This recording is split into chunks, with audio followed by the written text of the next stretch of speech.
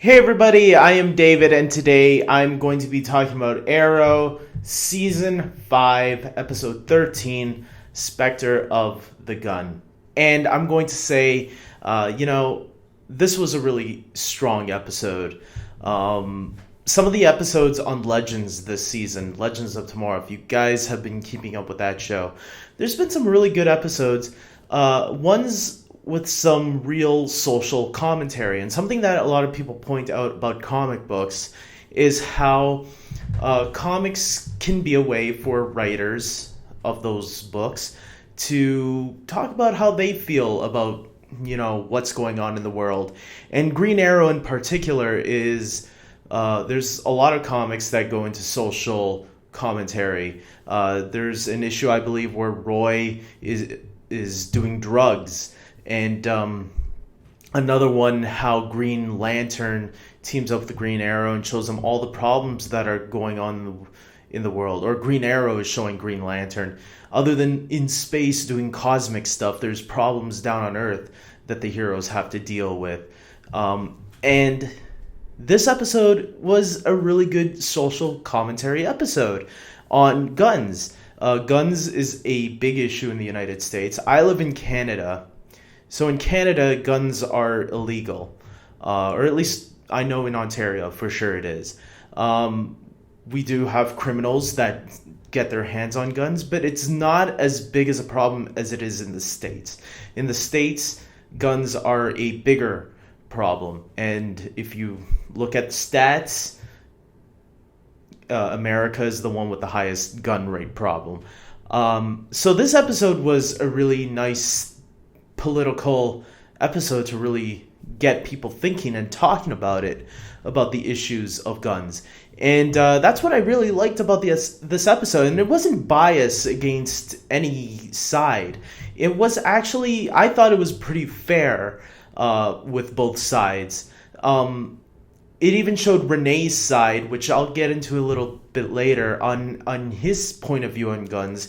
He thinks guns should be legal because of what happened in his flashbacks.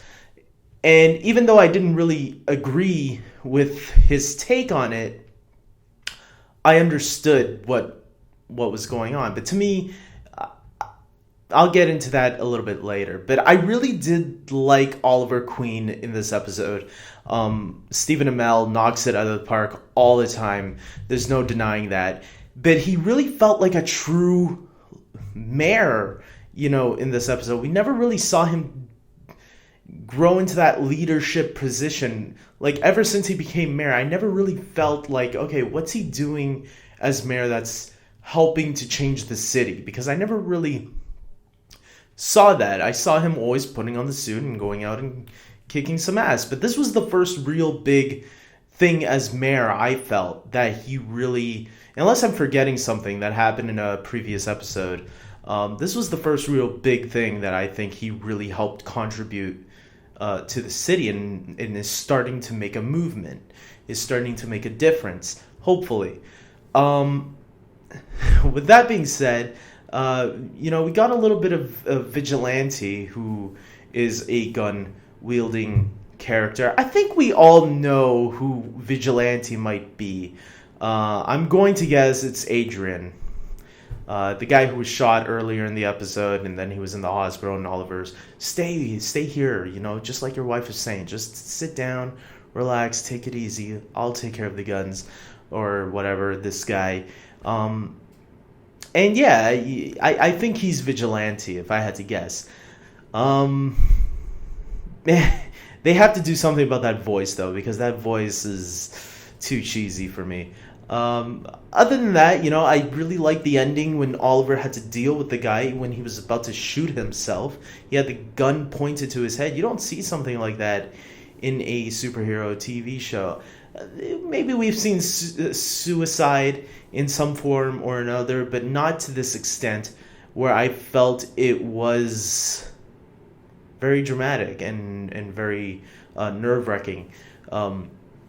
Wondering what is going to happen. Is Oliver gonna stop this guy? But I like how he stopped all the cops. He's trying to keep the situation calm, And he really pulled through in this episode, man. I really liked it. By the end of the episode, I was saying, why can't Oliver Queen be a real person? I know he's played by Stephen Amell, but I mean, why can't the character Oliver Queen, this character from this show, just be a real person and run for president of the United States? I think I'd be so much more happier if that was the case. Because I feel like, Canada, it's all good over here. But U.S., I'm going to try to keep away from politics. But yeah, I think Oliver Queen would be a great president. Also, speaking of keeping things calm, Diggle is not keeping things calm. He's going all out on bad guys lately. And I love how he just knocked that guy with one punch. He's just like so pissed off, taking out all his energy on these guys. And he just knocks the guy out with one punch. I thought it was awesome. And he has that nice little heart-to-heart with Dinah.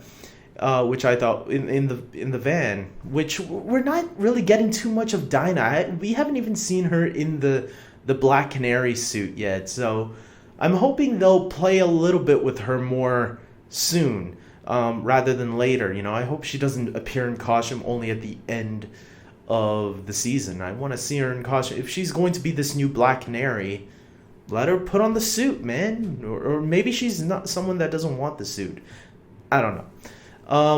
Now let's get a little bit into Renee, who I gotta say, in the beginning of this season, I didn't like Renee too much. I thought he was kind of a little bit of an annoying character.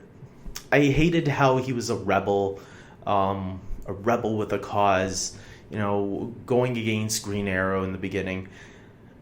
But it was sometime around the episode, I forgot what episode it was, where he got captured.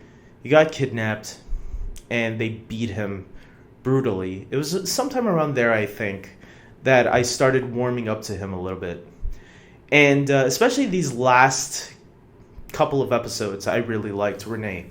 His backstory to me was really interesting. Getting to see his past with his daughter and his wife. His wife had a drug problem, and she was addicted, and she owed money to this guy who later came at the end of the episode. And because of a little fight with Renee and this guy, Renee got out his gun, shot him, and the guy fell and accidentally shot his, or was it accidentally? I don't know. I think it was an accident. Shot his wife, Renee's wife, with his kid still watching it. And because of that, his daughter, was taken away to a foster home. And it looks like Curtis there at the end is going to help Renee get his daughter back. So that was really nice. But that was the part where I was saying to myself, technically, it's still Renee's fault for his wife getting shot. Because if he didn't have the gun, he wouldn't have shot him. And maybe the bad guy would have shot Renee instead, and his wife would have still been alive or something. I don't know. But I just... To me, I got what the point that they were trying to make, but to me, the way I saw it was like, no. See, if he didn't have the gun, he could have just given the money, the guy would have left, no one would have gotten hurt. Maybe. Big maybe. Because you can never tell what a psychopath is going to do. But with that being said, I thought his flashbacks were really good, and I did feel sorry for him, despite my my politics on guns. I did think this episode really did show the strengths on both sides. And before I end this, I have to talk about Quentin Lance, because I really love Quentin the way he is in this episode and the last episode. Especially, I'm liking his friendship with Renee as well. I think Renee is really developing a cool little friendship with Quentin Lance.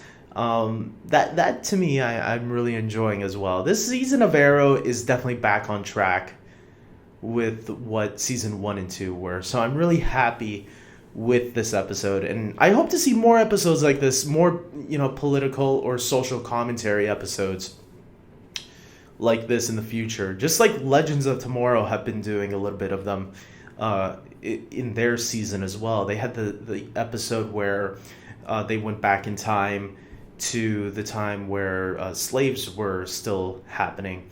And I thought that was a really strong episode for Legends of Tomorrow. There was another episode too, but I'm forgetting what the episode was about.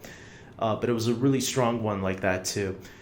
And if we get more episodes like this, this changes the game in the landscape of superhero TV shows, because superhero TV shows haven't really done a lot of episodes like this, or at least the live action ones I felt haven't really done much stuff like this, social commentary or political view type episodes.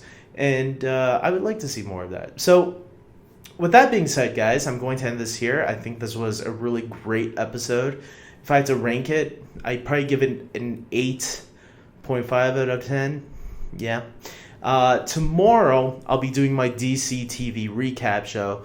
Unfortunately, I only have Supergirl and Arrow to talk about, but I will talk about what I'm looking forward to in the upcoming episodes, maybe for next week of Flash and Gotham, or whatever's returning next week. I think Flash and Legends return next week. I'm not sure about Arrow and Supergirl. I'll have to look up on them. Gotham still comes back in March, I believe, so we're still not having Gotham back. So yeah, I'll have something planned for tomorrow. So keep up with me by subscribing to my channel, especially if you love all these DC TV shows. Comment below, tell me your thoughts on Arrow's latest episode. Do you agree with the gun politics in this episode? Which side did you agree with more? I think that's what these writers wanted us to discuss from this episode. They wanted us to talk about it, because this is some talks that do happen in real life. So comment below and discuss. And like this video if you agree with me. And until next time, guys, take care.